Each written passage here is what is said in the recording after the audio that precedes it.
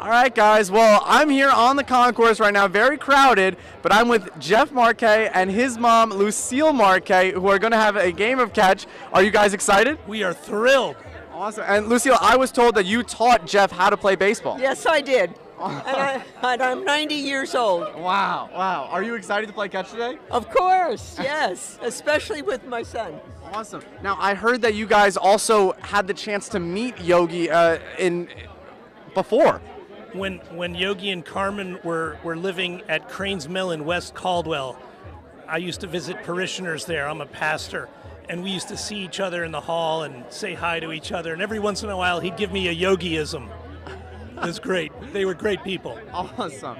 Lucille, do you have any memories of talking to Yogi or maybe Carmen? Well, I was in the Yankee Stadium in the late 40s when he was actually playing there. Really? Yeah, as a kid. Did you see any of his 358 home runs? I probably did, but I don't remember them. That's great. Do you guys have a favorite memory with Yogi or his family?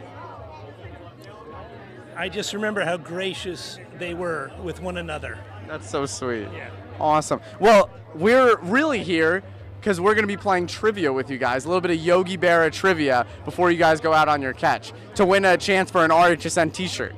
Are you guys ready? We're ready. All right, so our first question to you guys is, how many World Series does Yogi Berra have? 10. 10. 10 that's the rings. correct number, right? One for each finger. Bingo, there. And you can actually see those rings in the museum now. A couple replicas, a couple of awesome ones, and a lot more rings, which are very impressive. Our second question is, how many MVPs did Yogi win? I'm guessing 5.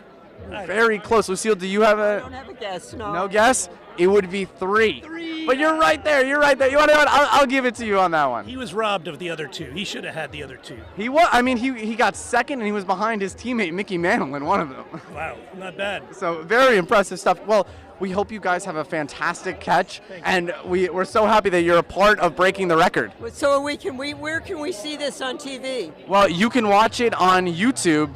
And on the Yogi Berra website. We are live streaming right now. So you guys are live on TV. Yogi Berra website. Exactly.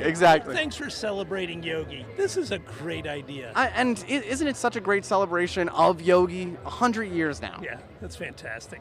Absolutely fantastic. Well, we're going to go back to the booth. Thank you, Jeff and Lucille. Have a wonderful catch out there. Vincent. Thank you, guys.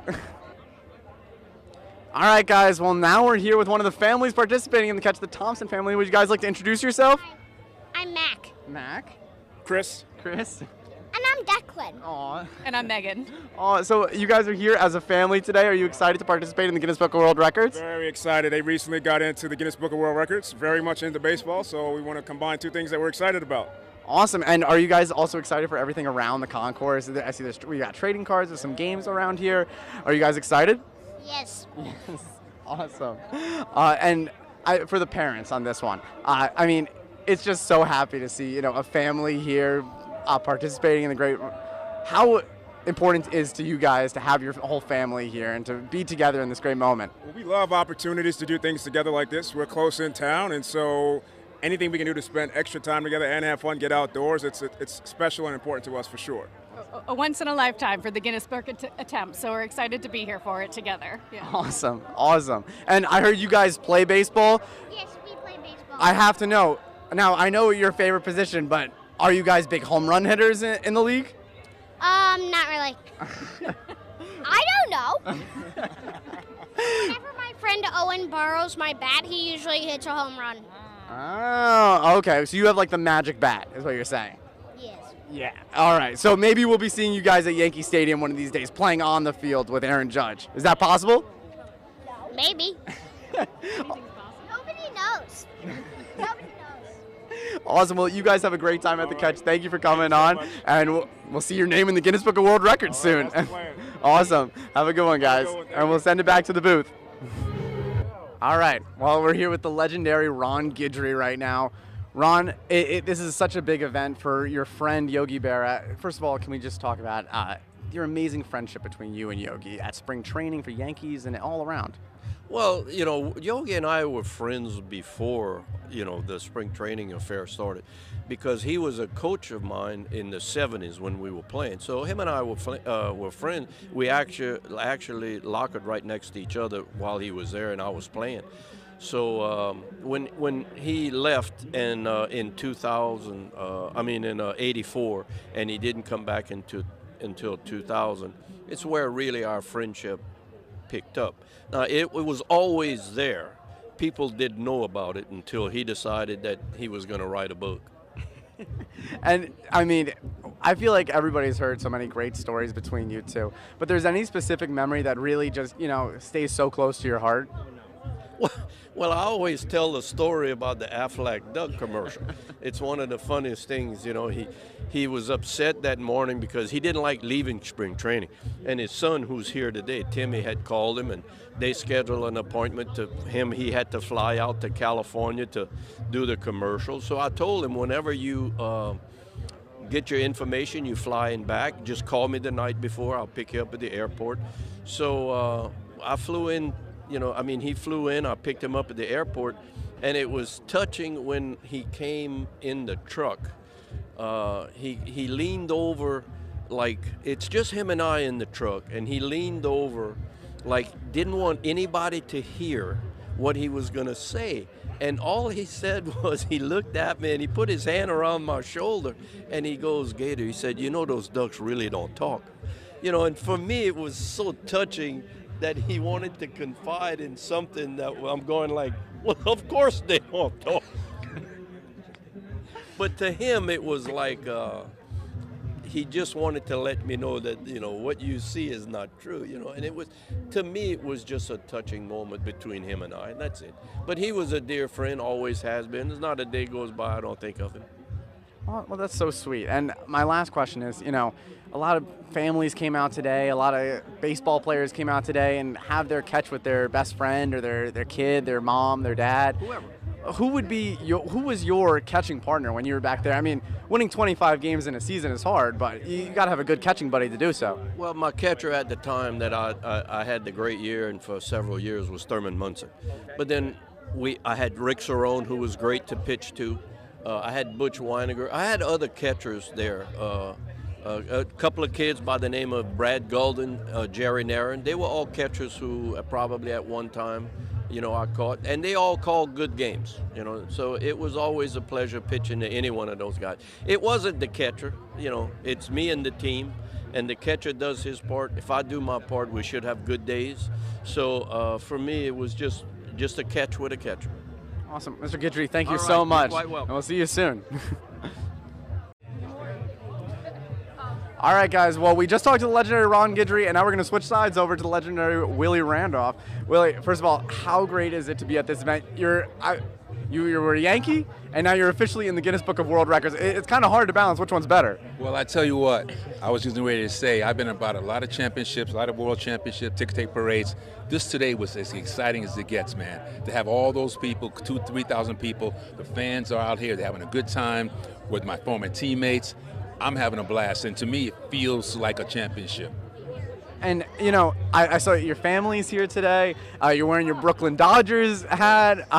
You got it all coming out. I mean, how great is this event to celebrate the life and the legacy that Yogi Berra left for us? Well, Yogi's looking down, proud as heck, because, he was all about community, getting people together, the kids, and family. So, I mean, being affiliated with anything with Yogi Berra is special.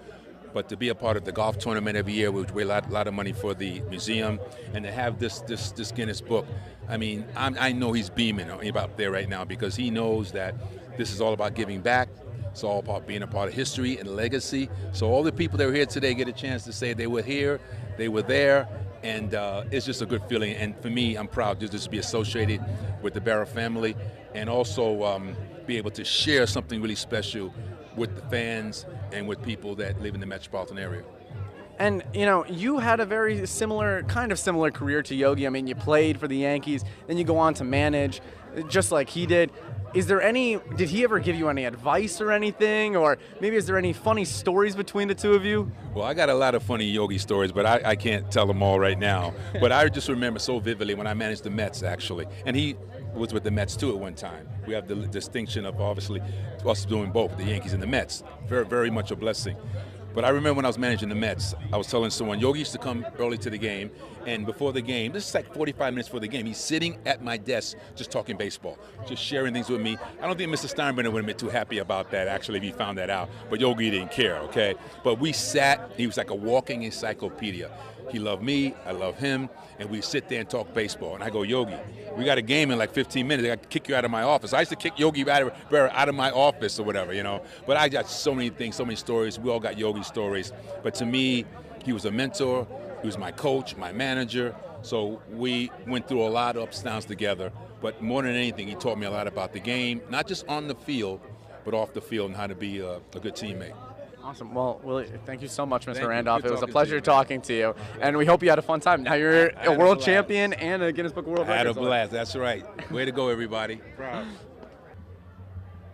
All right, guys. Well, we just talked to two legendary athletes, and now we're talking to a legendary sports broadcaster in the game, Mr. Bob Costas. Mr. Bob Costas, how are you doing today?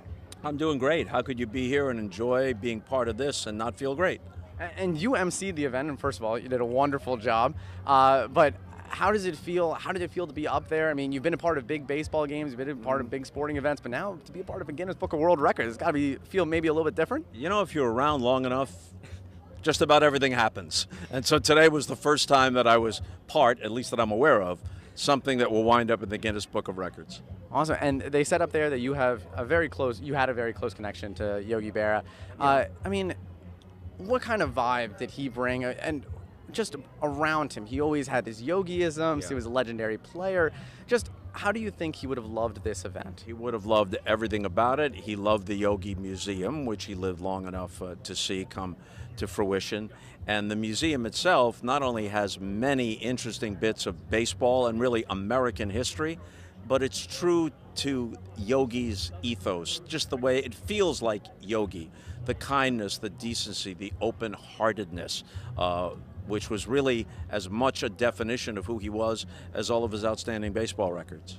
And my last question to you is, I mean, you came here earlier in the year for his 100th birthday celebration. You're here now today. Just, I mean, how great is this year been to celebrate the 100th birthday of Yogi Berra? Yeah, it's been appropriate, I guess, an appropriate remembrance. You know, Yogi, everyone who met Yogi felt as if they were his friend. So I'm not going to try to overstate the closeness of our relationship, but we were definitely friends. And part of it was our shared St. Louis background. He grew up there. I went there right out of college and spent most of my adult life there. I've walked past his family home up on the hill in St. Louis on the same street where he and Joe Garagiola grew up. So I think that was part of our connection. And, you know, Yogi is not just a baseball icon, he's an icon of Americana. Well, Mr. Costas, thank you so much. You did a wonderful job today, and I can't wait to hear you on the next call you got. There you go. See ya. Thank you. Well, you guys just saw Yogi Berra chant, and now we're here with the wonderful Lindsay Berra. First of all, this was such a wonderful event. You had a wonderful event back in May for his 100th birthday. Now we're here, and we just broke a world record. How does it feel? I am so relieved that we actually did it and pulled it off, and I'm so excited. This was such a cool event. You know, so many people came from all over the country to help us break the record. It's obviously great to have the local people too, but you know, I love to play catch with people. I don't do it nearly enough. It was so nice to put the phones down, as Michael and Peric you know, told us we had to do, and sit there and just play catch for 5 minutes. It was so cool to see the balls just flying back and forth, and I think that both my grandmother and my grandfather would be just tickled by the whole day. I mean, you mentioned it. Michael Emperich really pulled on people's heartstrings there. I was kind of frozen for a second. Yeah, he was scary. He was very dramatic. You know, I think he was doing something for effect, but you know, we got it. So that's all that matters.